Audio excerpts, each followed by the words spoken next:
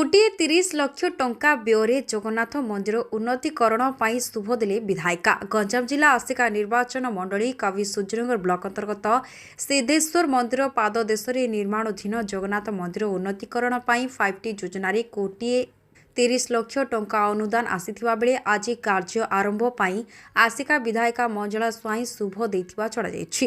शह शह व्यक्ति घंट वाद्य बजाई मंदिर परिक्रमा करथिले। अनुष्ठित कार्यक्रम में कवि सूचनकर वीडियो सागरिका षडंगी ब्लॉक अध्यक्षा ज्योतिर्मयी स्वाई, पूर्वतन जिला परिषद अध्यक्ष सुरथ प्रधान, युव नेता नचिकेता स्वाई, आंबुपुआ समिति सभ्य अश्विन स्वाई, आसिका समवाय बैंक सभापति मंगलू साहू, सियालिया समिति सभ्य कंबुपाड़ी नाहकों समेत बहु सरपंच समिति सभ्य पाइक जमुना बोरसिंह डेंगापदर नंदियागड़ा सियालिया पंचायतर बहु लोक उपस्थित थिबा बेले कार्यक्रम को अभिमन्यु साहू, लक्ष्मी नारायण पट्टनायक, टुकुना विषयी समेत बहु व्यक्ति परिचालन करथिले। Bureau report viral news.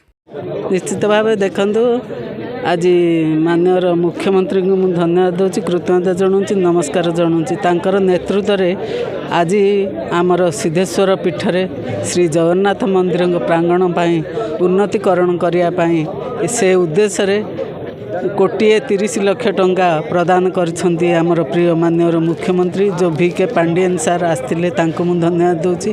तांकर नेतृत्व में आज कोटिए 30 लक्ष टंका प्रदान करिसेंती ताकू उन्नतीकरण करने मु अंचलवासी समस्त सहयोग लोड़ुची। समस्त साहाय्य सहयोग ए मंदिर उन्नति प्रांगण अनुष्ठित होब बोली मु धन्यवाद दूसरी। आमर जिला प्रशासन आमर वीडियो महोदय उपस्थित अच्छी, एणु समस्त मोर मीडिया प्रिंट मीडिया भाई मानक धन्यवाद दूसरी। आज आपण मैंने जानते आमर माननीय मुख्यमंत्री निर्देश क्रमे आमर राज्य सारा समस्त मंदिर छोट मंदिर ठारू आरंभ कर बड़ बड़ मंदिर पर्यंत रूपांतरीकरण चली आमर सिद्धेश्वर मंदिर को माननीय मुख्यमंत्री 1.3 करोड़ सैंक्शन करछंती।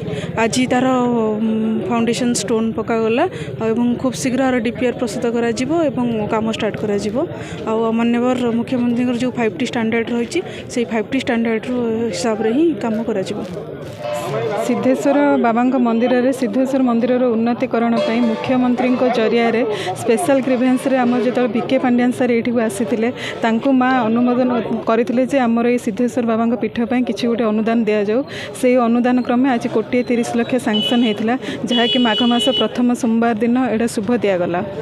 एवं आगक अनेक गुड़े कार्य अच्छी जहाँकि ब्लॉक द्वारा एवं माँ अनुमोदन क्रमे ये सब कार्यक्रम आगक हम एवं सिद्धेश्वर पीठर अधिक अधिक जमी उन्नतीकरण हम से आम समस्ते दृष्टि देव।